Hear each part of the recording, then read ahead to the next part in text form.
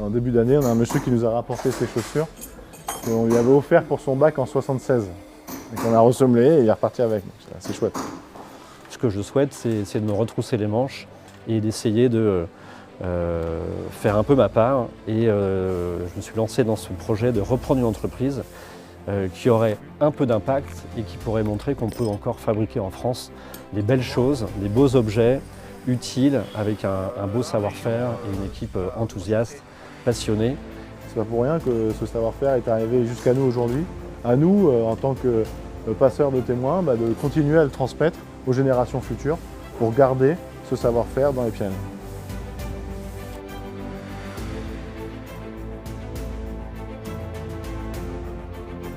La première étape de la fabrication de nos chaussures, ça va être la découpe des cuirs, de tous les cuirs de la chaussure. Il y a des chaussures où on va avoir jusqu'à 30 empiècements à couper. Donc c'est assez précis, c'est assez minutieux.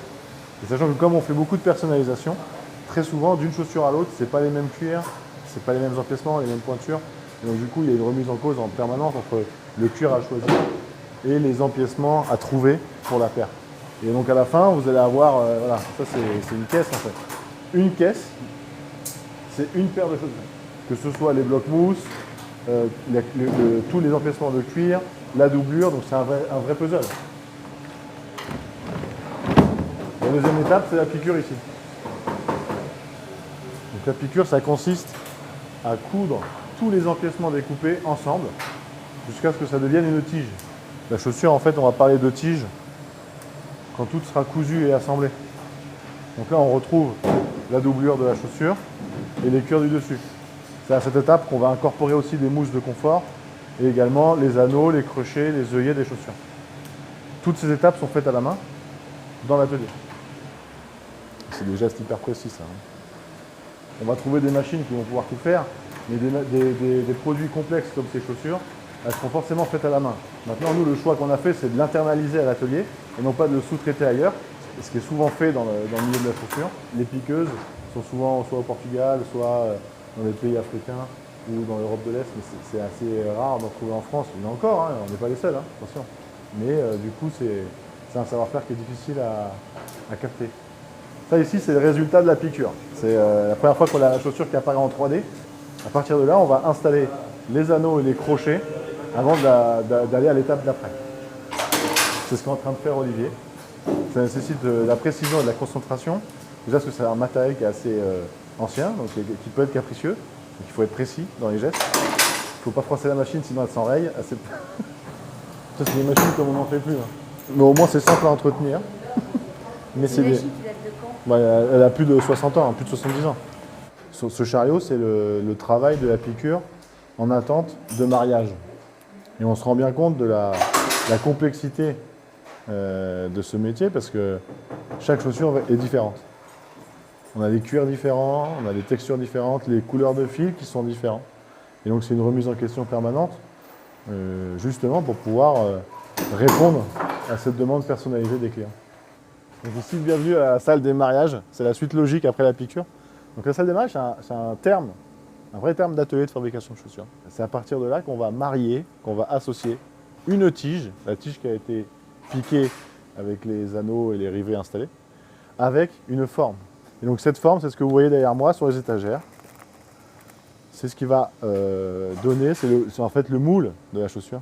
C'est ce qui va donner la pointure, la largeur, le volume et la forme, l'aspect visuel de la chaussure.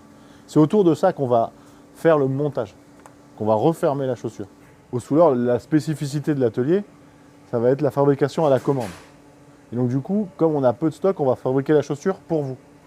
L'avantage de cela, c'est d'adapter la chaussure au maximum au pied de la personne finale.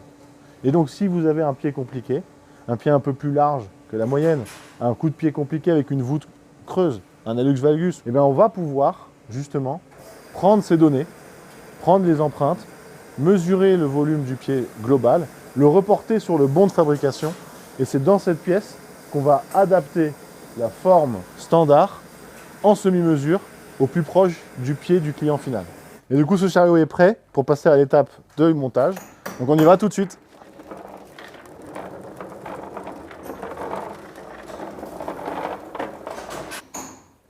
Donc là, c'est la salle de montage. Donc, comme son nom l'indique, ce sont des monteurs qui vont finir les chaussures. Donc ici, ce sont des cordonniers bottiers chez nous. Et donc on voit bien le geste travaillé à la main, puisqu'on a fait le choix de monter nos chaussures à la main ici au Soulor. Et donc c'est des gestes répétés avec une pince, un marteau, quelques clous et des agrafes. On utilise 2 techniques de montage à l'atelier en fonction des modèles.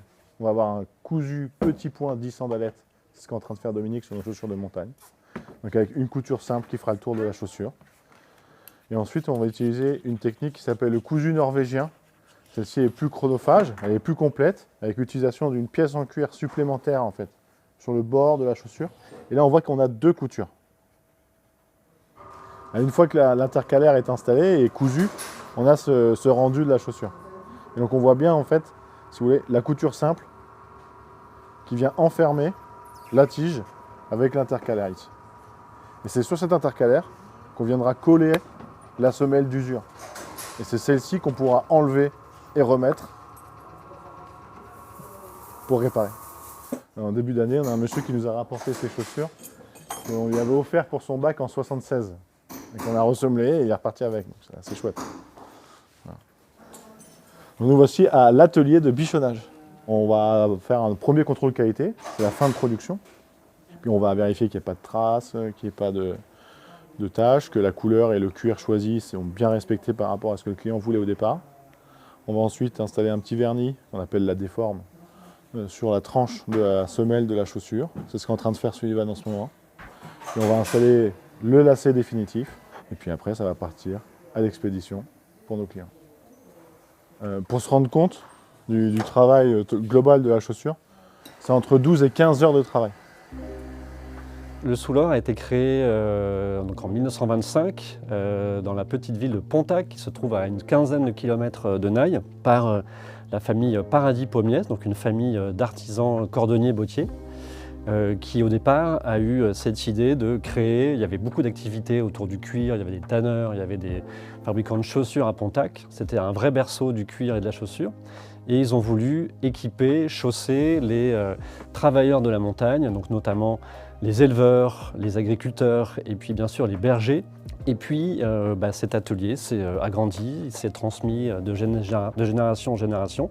Et puis arrivé en 2016, Joseph Paradis Pommier, donc le descendant de la famille, dit Aldo, arrive proche de la retraite, sans repreneur, sans successeur, et elle a été reprise par 2 entrepreneurs, un basque dans un premier temps, Stéphane, et puis ensuite rapidement rejoint par Philippe, donc mes prédécesseurs, et ils ont tout relancé. Donc, cette entreprise qui allait s'arrêter est redevenue florissante. Ils ont élargi aussi un petit peu la gamme en ajoutant quelques modèles citadins. Et moi j'avais un parcours, mais comme mes prédécesseurs en fait, qui n'était pas du tout un parcours dans le milieu de la chaussure, c'est-à-dire que moi j'ai fait toute autre chose. Pendant 20 ans, j'ai fait du conseil dans un groupe de conseil international, en France dans un premier temps, et puis ensuite à l'étranger, au Moyen-Orient. Mais je suis arrivé à un moment dans ma carrière, et peut-être aussi avec mon âge, notamment après le Covid, où je me suis dit, mais est-ce que tout ça a réellement du sens? Est-ce que tout ça a encore du sens? J'avais l'impression d'être le rouage d'un monde toujours plus globalisé, toujours plus complexe, toujours plus interdépendant, toujours plus techno. Et puis j'ai eu un moment en fait dans ma vie, il y a quelques années, en 2022, je m'en souviens très bien, début 2022, où j'animais un groupe de discussion avec des jeunes et on parlait environnement, écologie, et on essayait de réfléchir ensemble à cette question, qu'est-ce qu'on peut faire pour améliorer les choses? Et en fait, j'ai été stupéfait par la réaction des jeunes qui étaient extrêmement pessimistes. Leurs commentaires étaient d'une noirceur terrifiante. Et en fait, ils me disaient, tous, en fait, on ne peut rien faire. On sait que le monde tel qu'on le connaît, il va s'effondrer. La question, c'est quand? S'il y a un truc qu'on peut faire, et c'est ce qu'on fera, nous, et tous, ils me disent ça autour de la table, nous, on n'aura pas d'enfants. On n'aura pas d'enfants parce qu'on ne veut pas leur faire ce cadeau un peu pourri là d'un monde déliquescent. Ça m'a, ça a été un électrochoc. Et en rentrant le soir, je me suis dit, j'ai dit à mon épouse, c'est quoi, c'est pas possible, il est temps de faire un pas de côté, de faire autre chose. Ce que je souhaite, c'est de me retrousser les manches et d'essayer de faire un peu ma part. Et je me suis lancé dans ce projet de reprendre une entreprise qui aurait un peu d'impact et qui pourrait montrer qu'on peut encore fabriquer en France des belles choses, des beaux objets utiles avec un beau savoir-faire et une équipe enthousiaste passionné, et puis essayer de contribuer modestement, mais à créer de l'emploi dans nos territoires, dans nos beaux territoires, maintenir ces savoir-faire, les transmettre aux générations futures. Voilà, ça avait vraiment du sens pour moi et c'est ce qui m'a animé. Et à mon tour, j'ai repris en 2024. Donc ici, c'est la réserve des cuirs. Le cuir, c'est une matière sensuelle. Donc, dès qu'on est là, tout le monde aime bien toucher. On a fait le choix de sourcer nos cuirs 100% français. C'est pas évident, puisqu'on a des besoins différents en termes de type de cuir. Vous allez avoir des cuirs gras, des cuirs épais, des cuirs fins, des nubucks, des cuirs grainés. Et donc, on doit chercher plusieurs tanneurs en fonction de leur spécificité pour avoir des cuirs adaptés à nos chaussures. Et on a fait le choix d'utiliser, en tout cas de faire appel à 4 belles tanneries françaises. La difficulté aussi, c'est d'avoir le choix. On propose à nos clients une personnalisation entre 45 et 52 cuirs en permanence en stock chez nous. Donc le choix aussi d'utiliser, en tout cas d'acheter des cuirs français, ça a un impact financier important. Parce que le cuir français, il va être entre 2, 3, voire 4 fois plus cher qu'un cuir européen fabriqué ailleurs. Mais du coup, moi j'aime bien dire, c'est pas parce qu'on fait en France que c'est mieux qu'ailleurs. En tout cas, faire en France, c'est plus dur qu'ailleurs.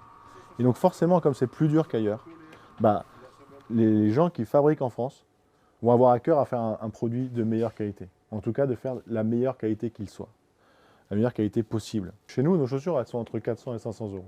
Ce coût, nous, c'est un frein pour certains, c'est évident. Et de toute façon, au niveau du marché, sur un produit de qualité équivalent au nôtre, on est largement au bon prix, en fait. Parce qu'on va trouver des produits, des chaussures fabriquées avec les mêmes méthodes que les nôtres, parfois avec un peu plus de machines, en tout cas moins de savoir-faire à la main, qui vont se vendre facilement entre 600 et 700 euros. Donc on n'y est pas encore. On veut pas l'être. Nous, nos prix de vente, ils ne sont pas calculés sur combien on pourrait le vendre, c'est quoi le prix du marché. Nos prix de vente, ils sont calculés sur à partir de quel prix on peut vivre correctement à l'atelier et faire vivre nos artisans. C'est quoi la juste rétribution du prix? C'est aussi pour ça qu'on ne fait pas de solde, pas de promotion, pas de Black Friday et qu'on vend toute l'année au juste prix. Il y a des initiatives qui sont belles pour les entreprises comme nous qui ont un savoir-faire d'excellence. C'est le label EPV, Entreprise du patrimoine vivant. C'est un label d'État qui va récompenser justement des entreprises engagées dans un savoir-faire d'excellence et également avec une notion de transmission. Le Soulor est lauréat de ce label depuis 2020. C'est toujours valable 5 ans et donc on a été renouvelé en 2025. À nous, en tant que passeurs de témoins, de continuer à le transmettre aux générations futures pour garder ce savoir-faire dans les Pyrénées.